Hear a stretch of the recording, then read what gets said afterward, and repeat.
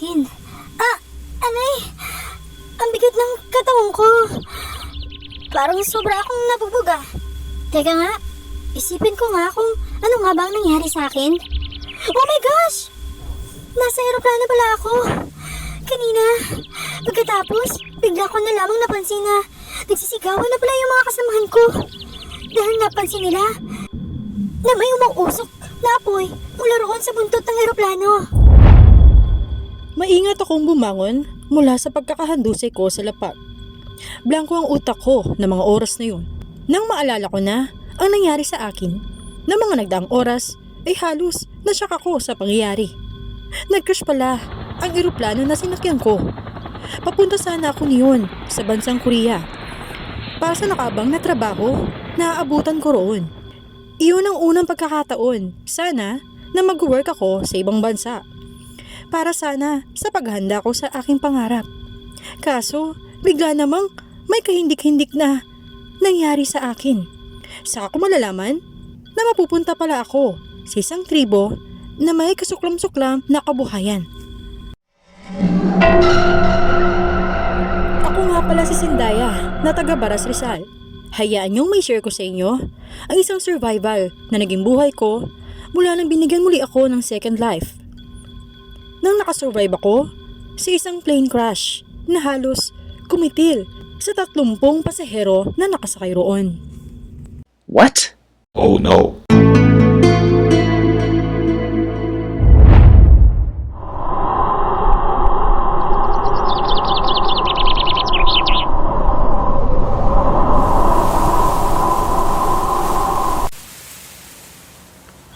Diyos miyos, mahabaging Diyos. Totoo ba itong nakikita ko? Halos lahat ng mga kasama ko ay puro mga patay na. Halos wala na akong napansin na buhay bukod sa akin. Diyos ko po, maraming salamat po for the second life. Pagkabangon ko, kahit sobrang sakit pa ng buong katawan ko, ay siniyasat ko pa rin maigi ang buong paligid upang sana makadiscover pa ako ng buhay bukod sa akin. Kahit halos nanginig na ang buong tuhod ko dahil sa matinding impact ng pagbagsak ng eroplano na aking sinakyan sa lupa, ay chiniga ko pa rin na isa-isahin ang mga taong nakabalandra sa loob ng eroplano. Halos nalulumo na nga ako dahil hindi ako pamilyar sa lugar na pinagbagsakan namin. Subalit, napansin ko na bumagsak pala kami sa gitna ng isang gubat.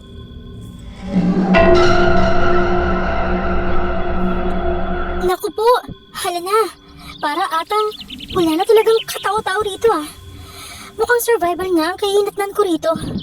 Kailangan ko patatagin ang aking sarili sa magiging buhay ko rito sa gitna ng gubat.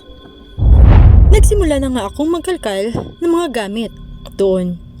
Nasa palagay ko'y magkakaroon ng kapakipakinabang sa akin. Habang nagpapagaling ako kung sakali man na walang pumunta sa gawi roon upang rumescue sa amin.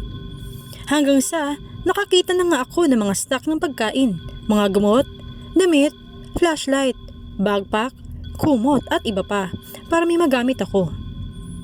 Hanggang sa sumapit na nga ang pagbaba ng araw. Mas pinili ko na nga ang pumwesto sa dalawang parte ng isang upuan sa loob ng eroplano na malapit sa kinaroroonan ng CR. Doon ko na nga naisipan na ayusin ang hihigaan ko, katabi ng lahat ng mga gamit na inipon ko para magamit ko for survival. Hay, kailangan ko na talaga magtiyaga muna rito ng ilang araw. Saka ako gagawa ng paraan para makaalis dito. Ang malas naman, halos lahat ng mga cellphone dito ay deadpat naman.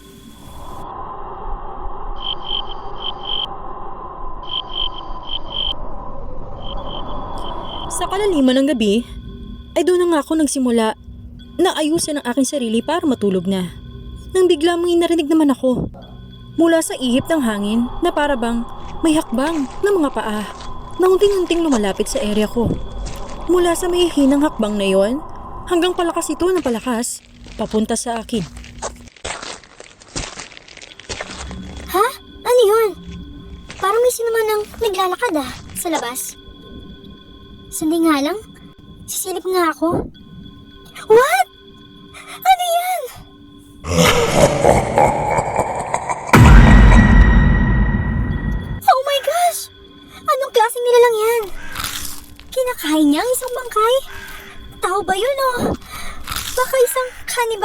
Naku po, delikado ako rito ah. Anong gagawin ko? Kailangan ko magtago rito. Naku, Zendaya please. Kumalma ka. Kumalma ka muna saglit. Kumalma ka. Sa pagkakataong ito, kailangan kong mag-isip ng matino kung paano ako makakapagtago rito. Tama. Doon ako sa loob ng CR magtatago. Kaso, may problema ako eh. Mapipilitan pala akong dumaan mula sa lagusan na yun. Na halos makikita naman ang aking gagawing pagtakbo. Papunta roon dahil nakatapat doon ang pintuan sa labas. Kailangan pala mabilisan ang gagawin kong paggalaw. Aray! Paano ko nga pala gagawin yun? Halos pa ika-ika pa ako maglakad eh. Hindi pa ako magaling. Ang sakit pa ng buong katawan ko. Anong gagawin ko? Bunga ng aking pagtataka, ay sinubukan ko ngang sumilip sa siwang ng eroplano. Inikot ko ang aking paningin sa kadiliman ng paligid sa labas hanggang sa may nakita akong anino na gumagalaw banda sa malayo. Parang abla ito sa paglamutak ng kung anuman. Bigla tuloy, nanginig ang buo kong katawan. Nang masilayan ko kung ano ang kanyang kinakain ng mga sandaling iyon.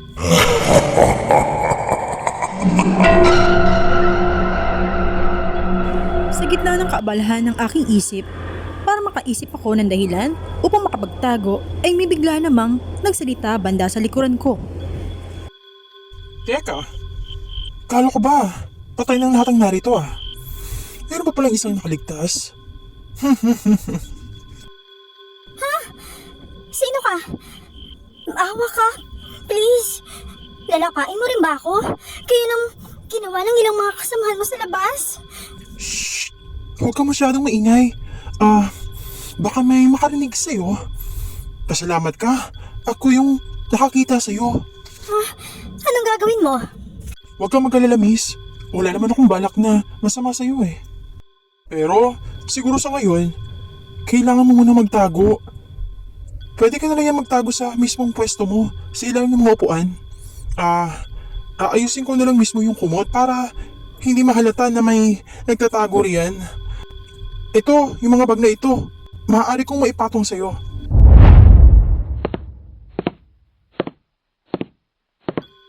Oh, Sharon, anong ginagawa mo riyan? Ha? Naghahanap lang ng mga bagay na maaari nating magamit pa at padala sa tribo natin. Hindi ka ba nagugutom? Napakaraming pagkain kaya sa paligid. Siguro mas mainam na papuntahin na lang natin yung ilan nating mga kasamahan dito. Kesa na isa-isahin nating dalhin ang lahat ng mga bangkay na yan papunta sa tribo natin. Sigurado ka ba? Oo naman. Bakit pa ba natin pahihirapan yung mga sarili natin kung pwede naman silang papuntahin dito, hindi ba? Sige, pare. Bahala ka na. Dito muna ako at paghihintay na lang ako sa pagdating ninyo. Sobrang nanginginig ang buong katawan ko habang nakikinig ako sa pag-uusap ng dalawang kanibal sa labas. Sobrang lakas ng dagundong ng puso ko na halos hinahabol ko na nga ang aking hininga. Sobrang lamig ng pakiramdam ko. Gayon din ang tulo ng mga pawis ko. Pakiramdam ko, katapusan ko na ng mga oras na yon. Hanggang sa narinig ko na nga na umalis na nga papalayo ang kausap ng estranghero na kumausap sa akin ng mga nakalipas na oras.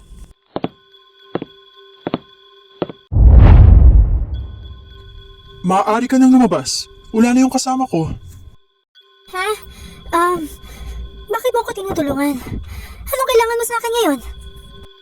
Sa ngayon, kailangan nating umalis dito. Umalis? Bakit? Saan mo ko dadalhin? Sa mga oras na ito, kailangan nating gawin ay makapagtago ka sa mas safe na lugar. Anumang oras ay darating na sila, kaya wala na tayong sapat na oras para makapagkwentuhan dito. Paano ako magtitiwala sa'yo kung hindi mo nga masabi sa akin kung saan tayo pupunta? Okay, naunawaan ko. May alam akong isang bangin o taguan na butas para makapagtago ka roon. Kalaunan, kahit labag man sa kalooban ko, ay nakita ko na lang ang aking sarili na sumama sa kanya. Sa pagtahimik ko ay bagya akong nagulat nang bigla niya akong binuhat sa kamabilisang tumakbo na parang isang kidlat. Sobrang bilis ng mga pangyayari hanggang sa tumigil kami malapit sa isang kalsada. Napahinto kami sa likod na isang napakalaking puno ng nara. Narito na tayo. Maaari ka nang dumilat ng iyong mga mata. Oh, bakit tayo narito? Nasa kalapit kalsada na pala tayo. Naisipan mo na bang maglakad dyan? Kung yun ang iniisip mo, hindi pa napapanahon ang gusto mo dahil makakasalubong mo ang ibang makasamahan ko dyan. So, paano na? Nasaan na yung sinasabi mong taguan kanina? Tumingin ka sa baba, banda sa gilid mo. Wala naman ako napapansin dito Sinubukan kong kapakapain ng aking ilang mga pagakbang sa gilid ko. Umurong pa ako ng umurong hanggang sa bigla na lamang akong lumusot doon. Sa sobra kong pagkabigla ay napasigaw ako habang dumadaos-dos sa pababa. Aray! Ang balakang ko! Nabali na ata ng tuluyan. Sandali lang. Sakto lang pala na medyo malambot itong pinagbagsakan ko dahil puro mga dahon pala ito. Sa pagkagulat ko, sa pagkakahulog ko sa ilalim ng butas, ay napatingala naman ako sa taas. Diyan ka muna. Parang walang makakita sa'yo. Ano? Huwag naman ganon, mister. Ang dilim-dilim dito sa ilalim.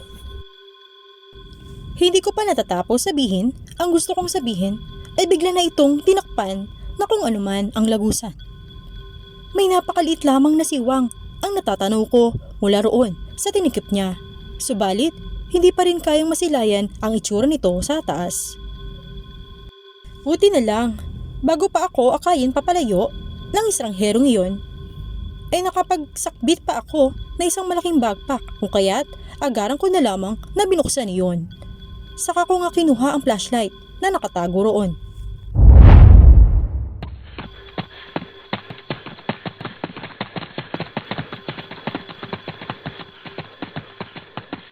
Naku, ano yun?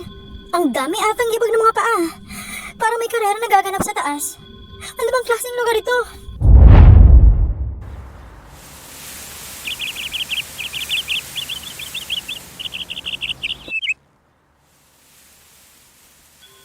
Pagkising ko kinabukasan, ay naabalidbaran ako sa liwanag na tila ba gumuhit mula sa labas saka ito tumagos pababa at tumutok sa mukha ko. Agaran naman akong nagmadaling tumayo nang napansin ko na mas malaki na ang butas na aking nasilayan sa itaas na tila ba pinatungan lamang iyon ng napakaraming mga pinagpuputol na sanga na para bang sinasadyang may tago sa lahat na may sikretong butas o bitag ang naroon. Pagkalingon ko sa ibaba ay saka ko naman napansin na may mga pagkain nga na nakalagay sa mga dahon. Napakaraming mga prutas ang naroon, gaya ng apple, saging, orange, buko at kung ano pa.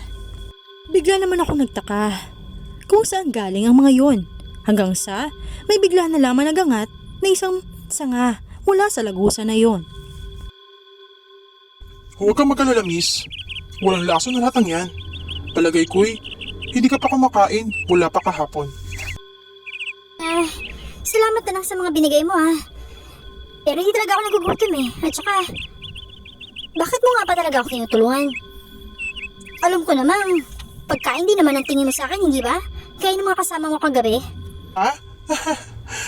Okay. Intindihin ko na lang. Tawa na lang ako sa sinabi mo, miss.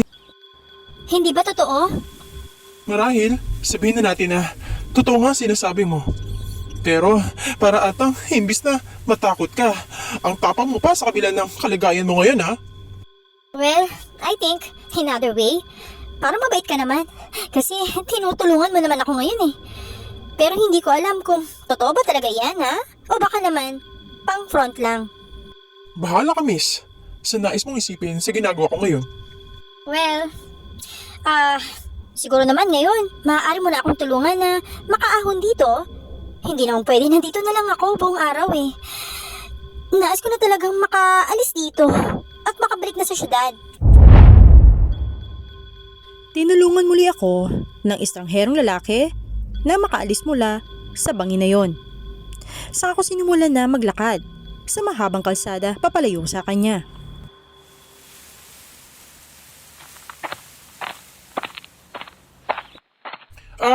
Sandali lang, miss. Alam mo na ba kung saan ka pupunta ngayon? Sa syudad nga, hindi ba? Nasabi ko na. Oo, edi, alam mo na rin pala ang daan palabas dito. Hindi pa sa ngayon. Pero susubukan kong alamin. Tara, samahan na kita. Palabas para hindi ka mawala. No na! No, no, no! Nagpapasalamat ako sa pagtulong na ginawa mo sa akin mula pa kagabi. Pero siguro sa pagkakataon na to, I think kaya ko nang lumakad mag-isa. Sigurado ka ba? Sa palagay ko hindi ka pa magaling at marami kang masasalubong na mababangis na hayop sa daan. Baka nga makasalubong mo pa yung ilan sa mga katribo ko Delikado yun. No thanks, I can take care of myself.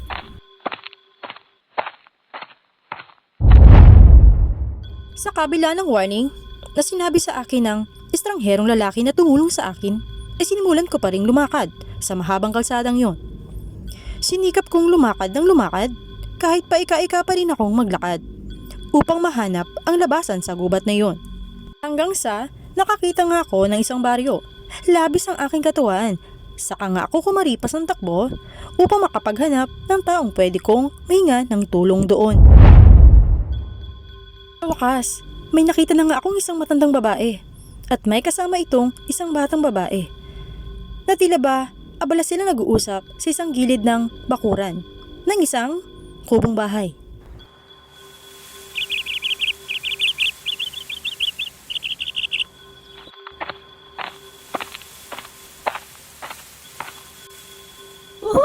Napakaswerte ko naman ngayon sa araw na to. Sa wakas, may nakita na akong taong maaari kong mahinga ng tulong. Iyon, ang unasan ng bahay na nilipitan ko para makahingi ako ng tulong. Kaso, may bigla namang nangyari.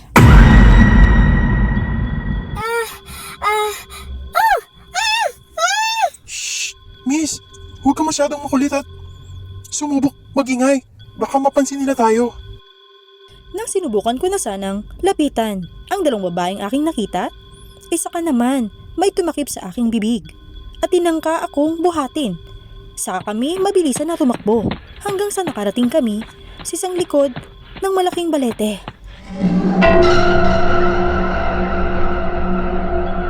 Ito ay may kalayuan ng kaunti sa kinaroonan ng mga taong nakita ko sa lugar na yon.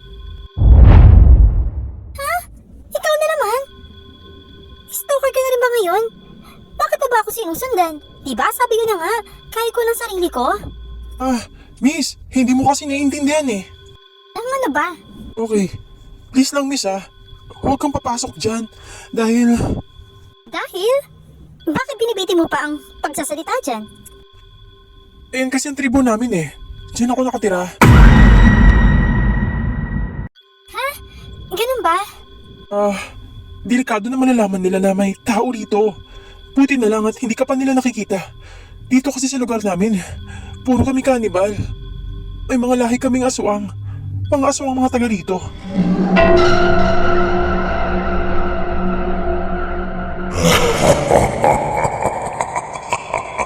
Paano yan? Saan na ba tayo pupunta ngayon? Huwag ka mag-alala. May alam akong isang sikretong kubo kung saan ka pwede magtago muna pansamantala hanggang sa gumaling ka na. Dinala nga ako ng sangherong iyon sa isang abandonadong lumang kubo malayo sa kinaroonan ng kanilang tribo.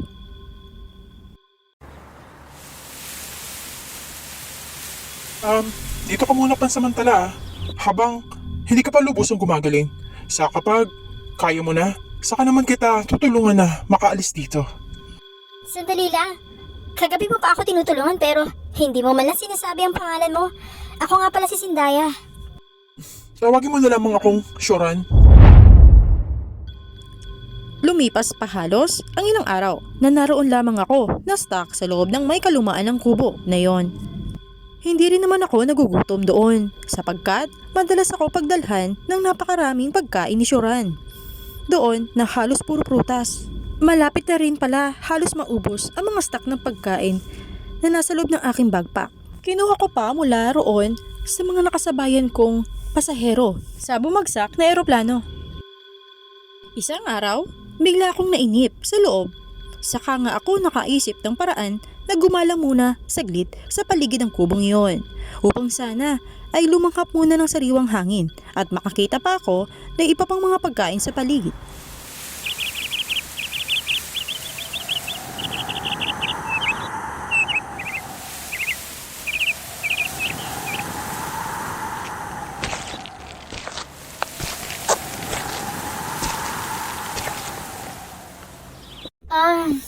Sa palagay ko, sapat na yung ilang araw ng pamamalagi ko rito sa lugar na to. Humilom na pala ang halos ilan sa mga sugat ko at hindi na rin gaano masakit yung katawan ko. Ay, nakakatakot lang na maglakbay ngayon. Dahil baka may makasalubong ako na mga aswang o cannibal sa daan. Gaya ng kwento ni Shoran sa akin. Paano kayang gagawin ko? Ay, paano na ito? Lampara lamang ang ginagamit ko. Wala man lamang kuryente rito sa kubat na to. Paano na yan? Deadbat na yung maliit na electric fan na dinala ko. Hi, miss. Kamusta? Sino ka? Teka, miss. Bakit tila ba namumutla ka na riyan? Relax ka lang, please. Hindi naman ako masamang nilalang eh. Matanong ko lang ho. Kung okay lang, saan ho ba kayo nakatira? Doon ho ba kayo nakatira sa isang baryo na naroon banda sa malayo? Hindi, miss. Yung tinutukoy mo ba? Yung baryo sapi? Ha? Siguro. Yun na nga yun. Yung baryo na sinutukoy ko. Hindi eh. At saka, bawal kami roon. Kaaway kasi sila ng mga lahi namin eh. Okay. Di, saan ho pala kayo nakatira rito? Hayaan mo, miss. Kapag dumating na ang tamang panahon, yayain din kita na dumalaw sa kingdom namin. Kingdom? Social naman? Siya nga pala. Ano palang kailangan nyo? Wala naman. Nais ko lang sana na makipagkaibigan sa'yo. Kasi ilang araw na kitang napapansin dito. Tila ba nag-iisa ka ata dyan? Sa totoo lang po. Napansin niyo ho ba yung bumagsak na eroplano? Banda doon sa malayo, sa gitna ata ng gubat yon. Isa kasi ako sa nakaligtas doon eh. Kawawa naman yung ilang kalagayan ng mga kasamahan mo. Siguro, sa palagay ko lang wala na sila ngayon, hindi ba? Maski yung mga bangkay nila.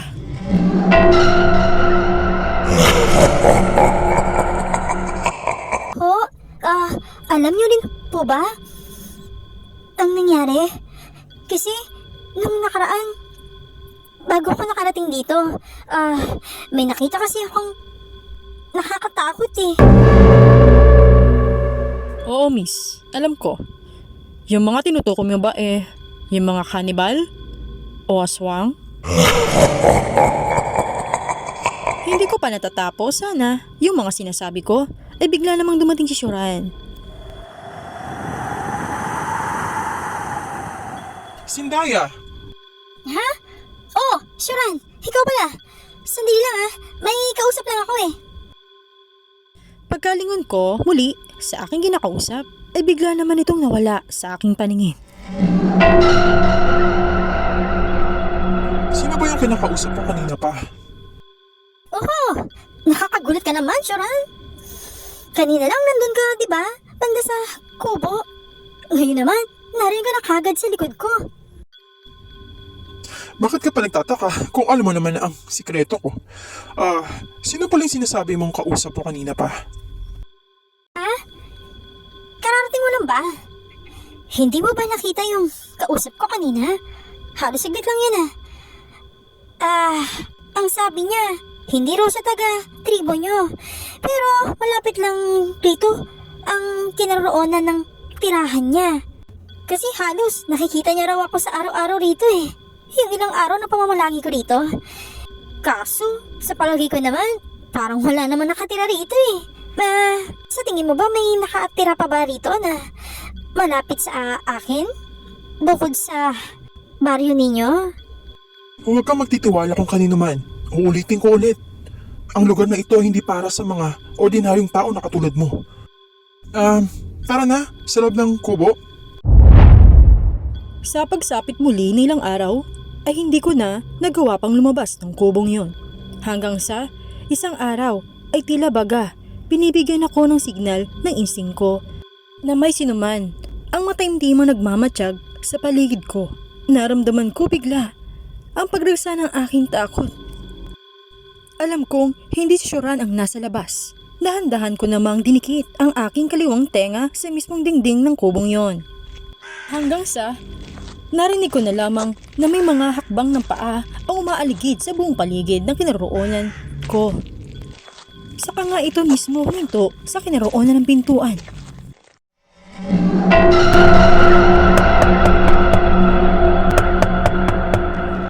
Para akong binuhusan na isang malamig na yelo nang marinig ko ang makailang ulit na tuktok ng sinuman sa pintuan na yon.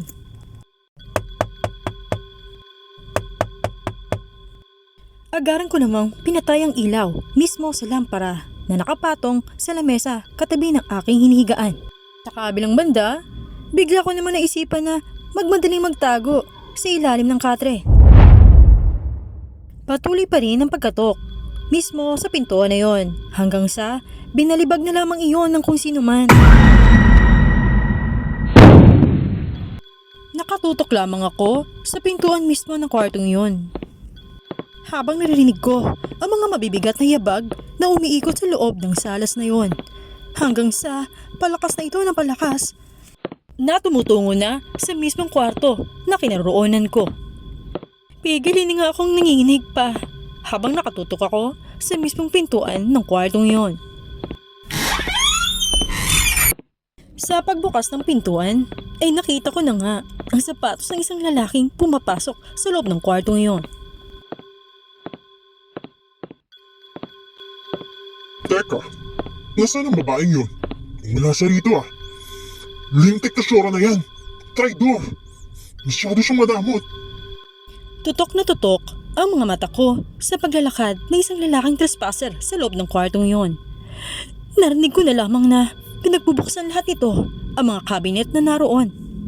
Palagay ko'y inakala nito na posible na nagtatago ako sa loob niyon.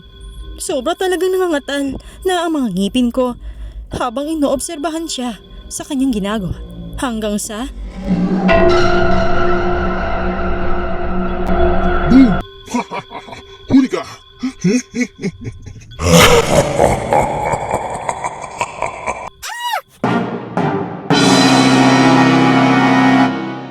halos lumuluwa na ang dalawa kong singkit na mata nang bigla itong sumilip sa ilalim ng katre na kinaroroonan ko.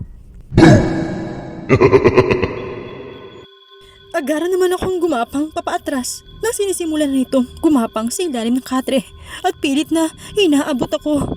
Walang pigil itong tumatawa habang hinuhuli ako. Wala akong ibang ginagawa kundi sigaw lang ng sigaw dahil sa sobrang takot.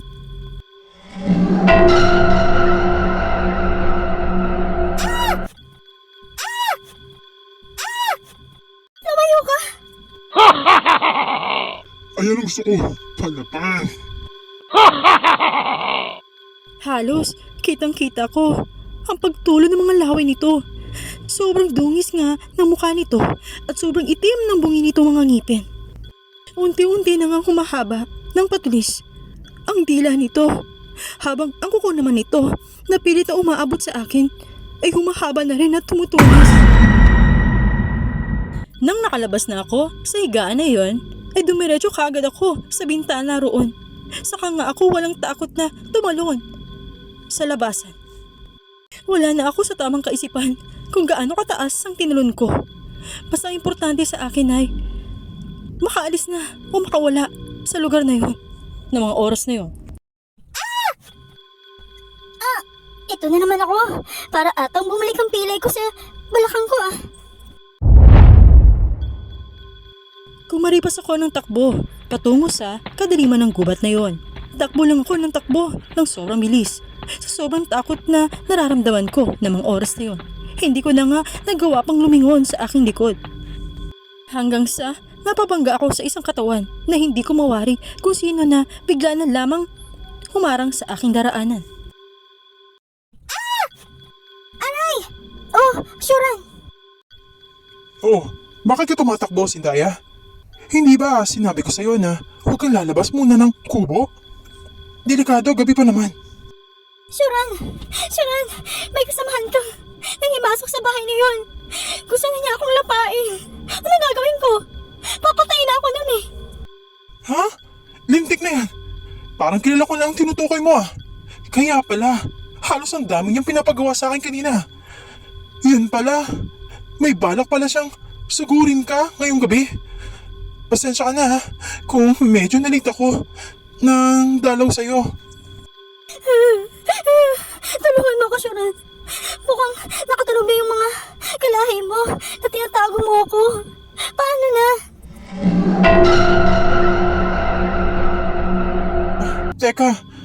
Teka. Sindaya, kumalma ka muna.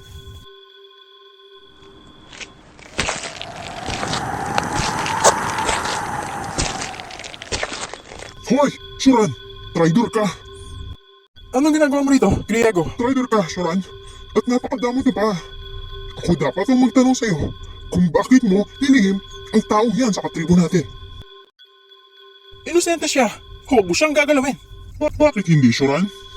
Kala ko ba magkaibigan tayo? Bakit napakaganid mo sa biyaya na dumating sa atin, ha? Mag-share ka naman dyan. Kaya mo ba siguro tinatago ang babaeng yan? Para makapagdamot ka sa iba nating katribo? Sa isang sariwang pagkain na tinatago mo? Griego, hindi ka pa ba nakukontento sa napakaraming imbak na nakuha natin sa mga namatay? Nung nakaraan, Sawa na ako sa puro patay ng isang tao. Parating na lang patay ang kinakain natin. Sawa na ako sa pagnanakaw ng bangkay sa sementeryo para lang makasurvive tayo. Gusto ko naman minsan na kumain ng buhay na tao. Malasahan ng fresh na buhay na tao. Kaya Shuran, huwag mo naman sana ipagdamot yung tinatago mo yan. Griego, ipabayo mo na lang sa akin ito. Hayaan na natin siya na makalabas ng buhay rito. Ha? Hangal ka ba? Shuran? Yung pala ang balak mo na palayasin yung bihag mo? Ang tanga mo naman. Hindi ka ba nag-iisip? Parehas kayo ng tatay mo. Tuwag at napakabobo kung mag-isip. Bakit mo gagawin yan? Hindi pinahamak mo naman lahat ng saling lahi natin. Ang bobo mo, ang tanga. Ha? Ano mo pinagsasabi mo? Hindi naman makakarating dito ang mga tao na yan kung hindi natin sila pahihintulutan na makapasok sa portal natin. Ikaw ang tanga, Griego. Nandoon lamang ako sa isang gilid na nanonood sa bangyan ng dalawang kanibal. Pagkalipas pa ng sandali, ay nakita ko na lamang na biglang sinugod ng pangalang Griego si Shuran. Saka sila nagbunuan. Nagpalit sila ng mga anyo hanggang sa tuloy na nga sila naging halimaw. Sa pagkakataon na nga yun, ay nakaisip na nga ako ng paraan na tuluyan ng umalis sa kanilang harapan. Takbo muli ako ng takbo sa gitna ng gubat. Takbo lamang ako ng takbo para lang makataas. Hindi ko na malaman kung saan ako susuot. Basta, walang ibang laman ng aking isip, kundi makalabas na sa sumpa ng bangungot na iyon. Hanggang sa may natanong naman akong isang napakaliwanag na tila ba para itong isang syudad sa aking pupuntahan. Sobrang dami ng ilaw nito at napakagalante ng mga disenyo na natatanaw ko mula sa liwanag na yon. Kahit pagod na ako kakatakbo, ay tinungo ko pa rin ang liwanag na nakikita ko hanggang sa nakarating na nga ako sa napakalaking gate nito. Bigla naman ito nagbukas pagkatapos ko nga makarating roon.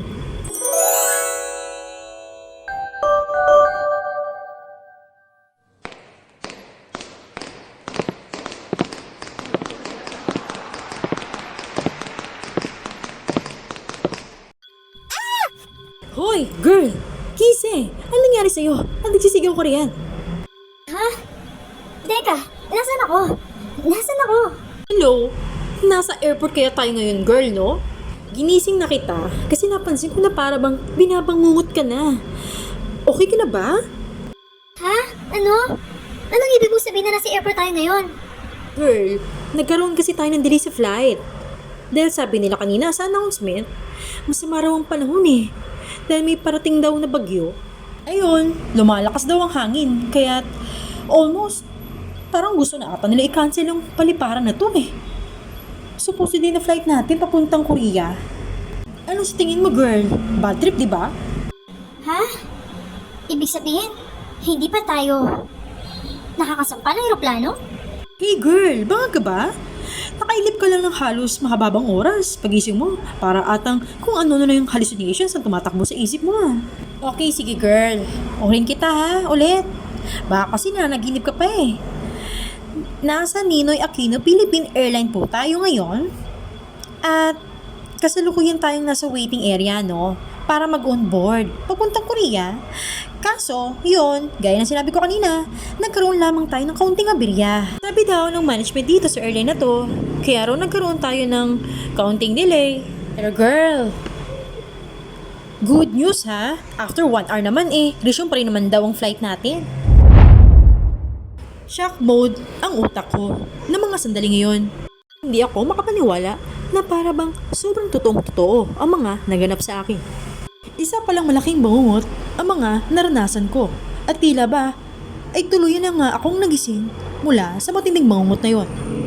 Bigla naman akong kumunot ng noo. Bakit para atang familiar sa akin ang pagbumukha ng kaibigan ko na si Cathy na makakasama ko sana sa pagpunta sa Korea. Ewan ko ba, bakit para atang may gumuhit na kung ano man na alaala sa aking isipan. Kahawig pala niya ang isang babaeng lumapit sa akin para makipagkaibigan sa isang strange na lugar. Naging bahagi pala siya ng aking naging matinding bangungot na inakala ko na hindi na nga talaga ako makakaalis doon. Dahil sa mga pangyayari yun, naisip ko na lamang bigla na isang deja vu o para atang isang premonition ang nasaksihan ko sa matinding panaginip na yon na nagsasabi lang sa akin ng isang babala para umatras na sa aking nakaambang pag-alis papunta sa ibang bansa.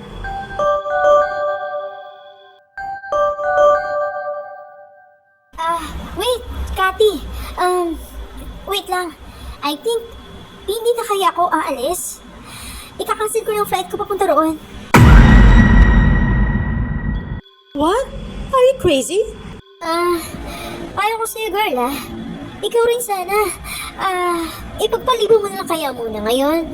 I-reschedule na lang natin yung pag-alis natin. What? Ngayon pa talaga, girl, kung kailan paalis na tayo?